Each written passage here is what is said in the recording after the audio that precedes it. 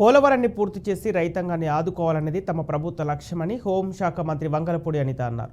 అనకాపల్లి జిల్లా దార్లపూడి సమీపంలోని Polavaram left main కెనాల్ను పరిశీలించిన ఆమె ఈ నెల 11న సీఎం చంద్రబాబు ఉమ్మడి విశాఖ జిల్లాలో పర్యటించి పోలవరం లెఫ్ట్ మెయిన్ కెనాల్ను పరిశీలిస్తామన్నారు.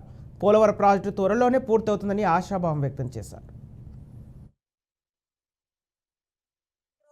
నియోజకవర్గంలో ఎస్రాయవరం మండలంలో ఉన్న దార్లపూడి విలేజ్ దగ్గర ఆక్వాడక్ట్ ని విజిట్ చేయడానికి చంద్రబాబు నాయుడు గారు రాబోతున్నారు.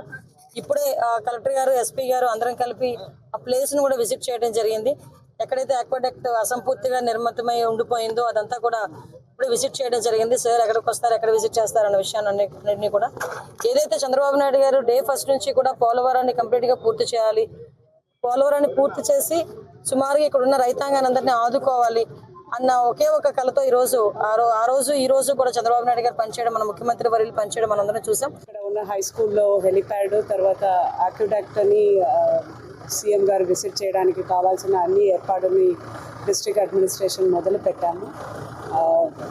ఈ ప్రోగ్రామ్ అనేది సీఎం గారిది మొదటిసారి అనకాపల్లి జిల్లా వస్తున్నారు కాబట్టి చాలా కేర్ఫుల్గా అన్ని ప్రికాషన్స్ తీసుకొని చేస్తున్నాము. ఇది సక్సెస్ఫుల్ అవుతుంది అని దేవుడిని కోరుకొని